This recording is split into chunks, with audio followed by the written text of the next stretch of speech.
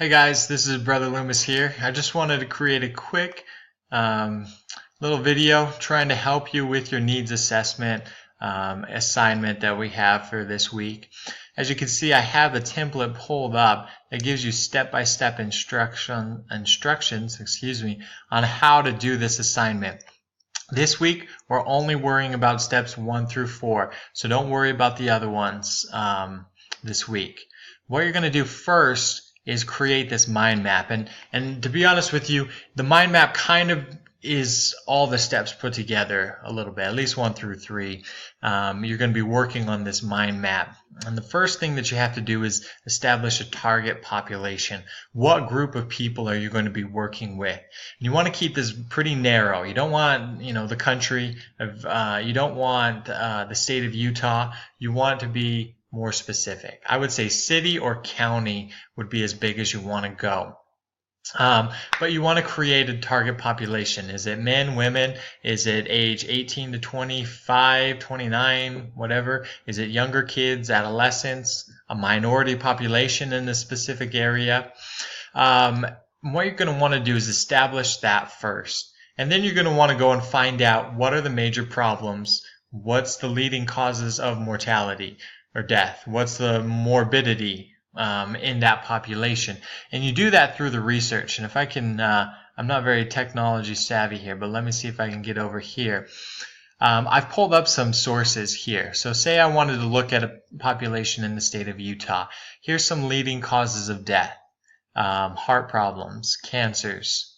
And say cancer was something that interested me. It's the second highest cause of death. So that would probably be a good area to look at. You want to continue to look a little bit further. So this is the Cancer Facts and Figures, which is a great source. Anytime you're looking for anything cancer related, they do it every year. But here in the state of Utah, this is broken down men and women, and then different types of cancer.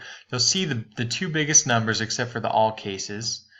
Here, 113.8 is for females breast cancer.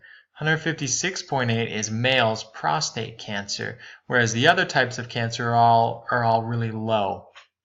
So if you wanted to look at cancer, I would either go with men and prostate or women and breast cancer. And then what I would do next is try and break it down even further. Is there a county or an area in the state of Utah that has higher rates of cancer than others?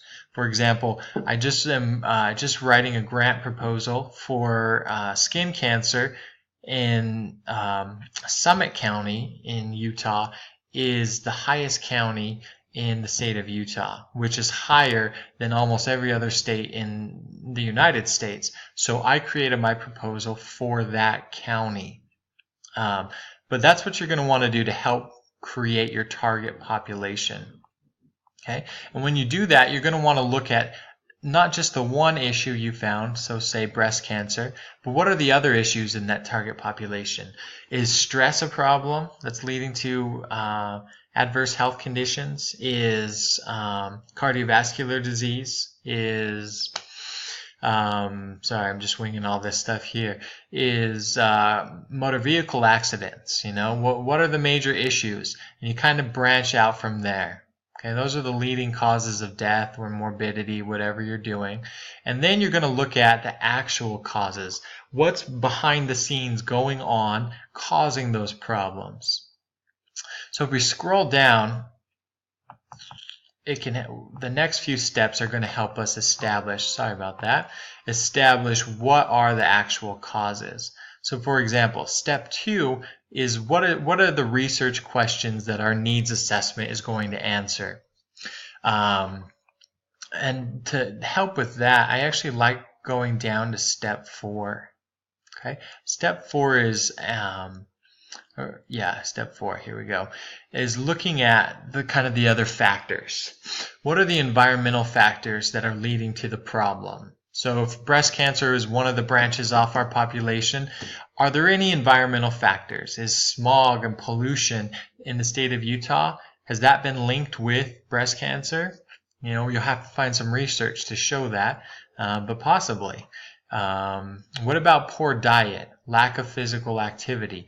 These are definitely some areas that if I was looking at if I was looking at breast cancer, those are some of the things that I would definitely be keying on, as well as the genetic factors. There's definitely some genetic factors there, but you're going to want to look into the research and find out to make sure. You don't want to just come up with this stuff off the top of your head. But those are the questions that you're going to want to answer. So after thinking that through, you come back up to step 2 and you can create those research questions. And you're going to fill that out up here.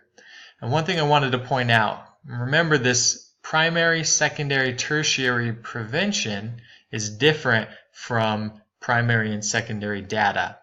I think you all had a good understanding of this, so I won't go into it. But if you need to, go back and look through your book or the website and find out the difference there. But remember, as far as our data, we're going to be collecting secondary data, not primary. Primary is when you go out and you're interviewing people, doing focus groups and the like. For a class like this, it's just too difficult. You actually have to have university approval to do that, so we won't be doing that. But to help you with your secondary data collection, we've got a list of sources. So one that's really good is going to be this library website. They've created kind of a group of databases that are most helpful for our area, health promotion or public health, whichever you want to call it. So you can search there for some good information. Also, you saw that I used some government and some state and local agencies to pull up the state morbidity and mortality information. Those are going to be great. And then this is a big part here as far as your citations go. APA format is probably, I don't know if it's different than what you've used, but it's going to be important to cite your sources correctly. If you haven't used APA, even if you have, I still refer to this website all the time. But Purdue OWL, the University Purdue, has created a very good source to help you create your citations correctly.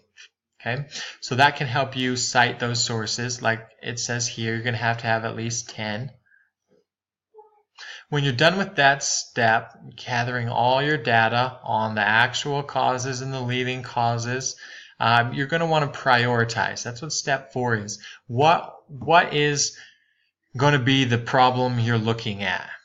So you're going to want to look at 2 factors, the most important versus the least important, and the most changeable versus the least changeable.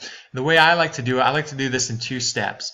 First, I like to look at what is the most important factor that's causing the problem in our target population. So, for example, if breast cancer is a much bigger problem than motor vehicle accidents, we're going to want to look at breast cancer. And then within breast cancer, what are the factors there? What's the most important? So let's say genetics are the most important, according to our research. Again, just making things up, which you're not going to want to do. But is genetics more changeable or less changeable? Probably less changeable. So I'd put that down here. Whereas physical activity or nutrition are changeable and still very important. So they're going to be up here. That's going to be the target for our program, obviously. So you're going to want to go through that, prioritize, pick your target population, the setting, and the issue. And remember, the issue is more than just breast cancer, right? The issue is going to be the behavior that's leading to it. So lack of physical activity. Sometimes you can even break that down even further. Why aren't they being active? What's the barriers to their activity? That's especially important when we look at like minority populations. Because there's often disparities that are preventing them from those healthy behaviors. So I can definitely help with that as well as we're talking.